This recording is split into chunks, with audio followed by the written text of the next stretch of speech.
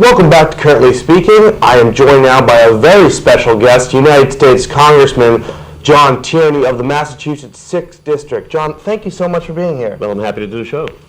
So, Jon, by now all of us here know about the recent news about Ted Kennedy, the malignant brain tumor. It's an awful tragedy for that family. He's a tough guy. He's hanging in there right now. He just had surgery, I think, a few days ago last week. What's an up? Do you have any? I know you've been serving with him for, a long time now, both here in Massachusetts and in the Congress. Any updates for us? Well, I think the family's keeping it pretty close to the vest right now. I know what you know in the papers. I've spoken to Patrick. He and I are friends, of course, on the floor several occasions, as recently as last Friday. Everybody's hopeful, but everybody's also perfectly aware of the severity of the diagnosis or whatever. So, as you say, the senator's a fighter. He's hoping to come back to the Senate at some point in time, and I would never, ever count him out.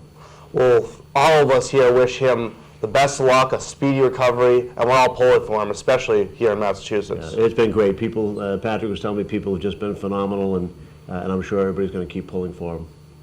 Well, guess what? We can all take a deep breath here. Primary season's over, finished about a week ago. So what do you think? What do you think of it overall? Any big surprises in your opinion? Well, there were no big surprises. It went on longer than people thought. I'm one of those people that break down into thinking that was not a bad thing. We had so many new Democrats registered to vote.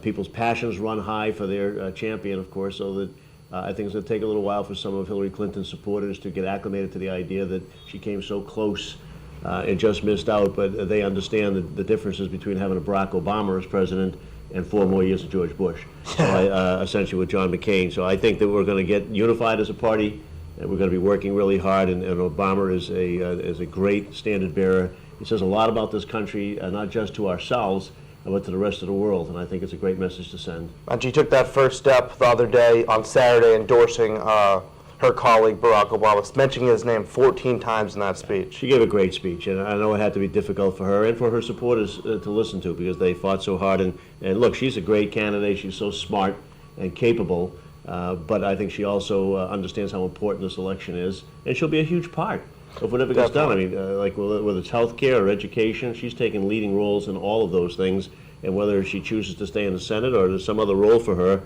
it can only make us stronger as a party. You must have worked with her personally with education and health care, 2 major things that you work on. I have. In fact, we sit next to each other when we have combined hearings on education committee work. So as always, and she's been kind to us when she was in the White House with the president, and we work well together. So she'll continue to be a leader, I'm sure. Well, now let's take a look at the media. The media is always a big issue in politics, a big issue in anything that you and I do in this country. That would be you now, wouldn't it? Well, I try to look at myself as more of an issues person here rather than the media at this point. Well, again, this election season, I felt that there's been a lot of negativity and a lot of irrelevant stories coming from the media. Why do you think this is? Why don't reporters push answers for those critical policy issues? It's hard to tell. It's frustrating for all of us that are in policy positions, because that's what we want to talk about. And some reason, somewhere along the line, the journalists have thought that the public wants something other than what the policy would bear. They then seem to let that drive. I don't think it's true. I think that people want to know a lot more about what the issues are, and I think they've got it backwards. If they wrote it, people would like it and they would stay with it. They seem to think that because they write the other stuff and people read that, then that's what should drive it. But there's so many important things out there, particularly this election, are going to be so fundamental to people's lives. I hope that reverses, and I hope they start focusing on the really important things. That's what we try to do on this show, focus on the issues, give the citizens of Belmont what they want to hear. So that's why we're grateful that you're here with us. But now let's get into some of those policy questions just for a minute here. You currently serve on the Education and Labor Committee in the House. And you've been very outspoken about lowering college education costs.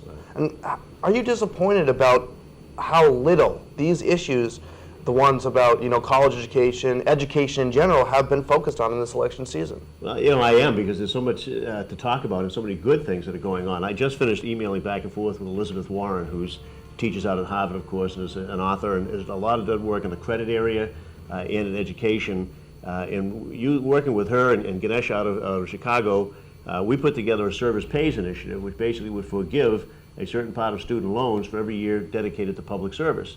We've got a small part of that in the higher education bill that's now passed the House and passed the Senate, and we're busy conferencing out any differences, but that's worth talking about. That's saying to college students and their families, you know, if you want to go into public service, you no longer have to say, gee, I have to forego that because I can't afford to. I have to go look for a job I may not be completely happy in, or may not let me do the service that I want, and move in that direction.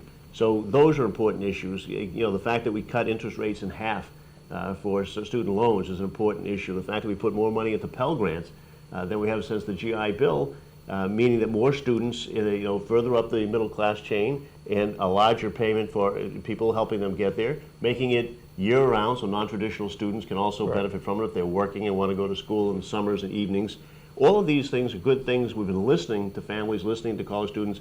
I would love the media to start talking about that. You just listed off probably 4 things, good things that's in trying to help these college costs, and I didn't know about any of them. Right. So, you know, if the media worked on those issues, again, I mean, people would have a lot more knowledge. They'd also have a lot more confidence in their legislature. There you go, too. Because I think there are good things are happening. When you look at the House of Representatives this year, Norm Ornstein, who's a very conservative historian, the Brookings Institute, is the only one I've seen write an op-ed in the New York Times saying this has been the most productive United States House of Representatives in history.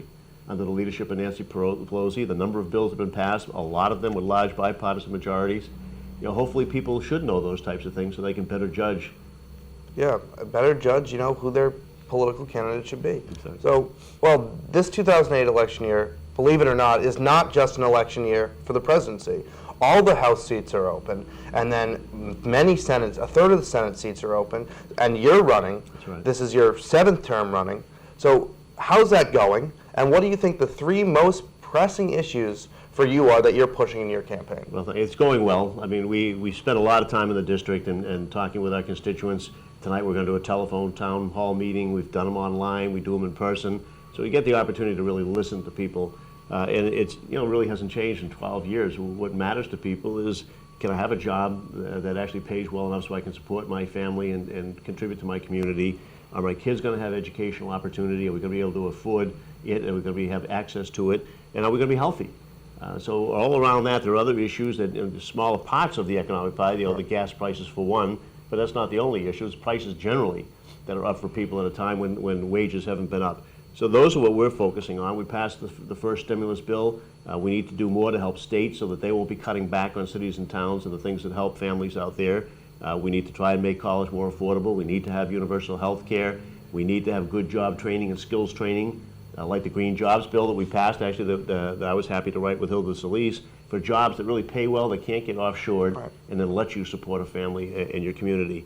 So those issues are important, and when we talk to people in our district, this is what they talk about, and this is what they want us focusing on. Oh, you just brought up gas prices. Right. It's whatever, the national average just passed over $4. Anything we can do, you know, thought of? Well, you know, there's a lot that the Congress has done and can do, and you really need a White House that'll work with you. Unfortunately, these oil guys in the White House have just sort of turned back some of the efforts that we've made. For one thing, we gave them the power to go after people that are colluding to keep the prices up. You know, if you are buying out smaller refineries so that they don't put their product on the market and compete and drive the price down because there's more supply, that's collusion. They ought to pursue it. We ought to make them build more refineries. When they were getting $23 a barrel, they told us they couldn't build more refineries because they couldn't afford it. It's $130 a barrel now, but they're just not doing anything with their profits in terms of reinvesting into their businesses. They have the same reinvestment ratios they have now as when it was $23 a barrel. They should be going after the oil that's been capped. It's now they've got enough money to do that. It's a little bit more expensive, and at the lower prices it was difficult. They should be going after that. They should be going after the 80% of the coastal areas for which they have licenses that they don't go after. They go after 20%, but they don't want to go after the other because it's a bit more expensive. They'd rather go after a pristine area where you swim or fish, where conservation efforts are in there because that might be cheaper. They're making historic profits. They ought to have to reinvest that to make sure that the supply is as good as it can be from this country, and then we should all invest in alternatives. We tried to take $1.8 billion a year that your taxpayers' money is actually subsidizing these incredibly profitable corporations with, and take that, put it into alternatives and research for conservation efficiencies on that. The White House is vetoing that. We have to win that fight. There's plenty we can do to be more competitive and try to drive the prices down, not the least of which is be careful how we conduct our foreign policy, because every time there's a blip on the foreign policy map, that causes speculation, and that drives the prices up anywhere between $30 and $60 a barrel. Wow, that's a lot of money there, and it seems like the ball's in their court. Seems like, from what you're saying, Congress has done a good job trying to get the ball rolling. We have to keep the pressure on. So pressure on. Not enough, all right. for us to just do it. We have to keep the pressure on, and we have to get the Senate to be a full partner in that as well. Well, now give us a look inside a political candidate. You're running this year, 7th time. What does it feel like to be that name on the ballot? Well, that's hard to describe. It's a responsibility. I mean, what it feels like to me always is that I have to make sure people understand what I'm doing and why I'm doing it, and I have to listen to them to make sure that I'm addressing their concerns. So it's a constant conversation with people, and then go down there. We always try to make sure that what's happening here in the district has some relevance to what we're considering in Washington and vice versa. So it's that continual conversation, and it feels to me that it never really ends. With a 2-year term, it's ongoing all the time. Well, so you just bring up that conversation. We know a congressional campaign is not as long as a presidential campaign. Nevertheless, it's tedious, like you said. Sometimes Conversation it feels like it never ends. Never ends because you got to Yeah. keep on campaigning because you're up every 2 years. Yeah. But how do people like yourself, Barack Obama, Hillary Clinton, how do they manage to stay upbeat on such a gruesome schedule? Is there time for relaxing?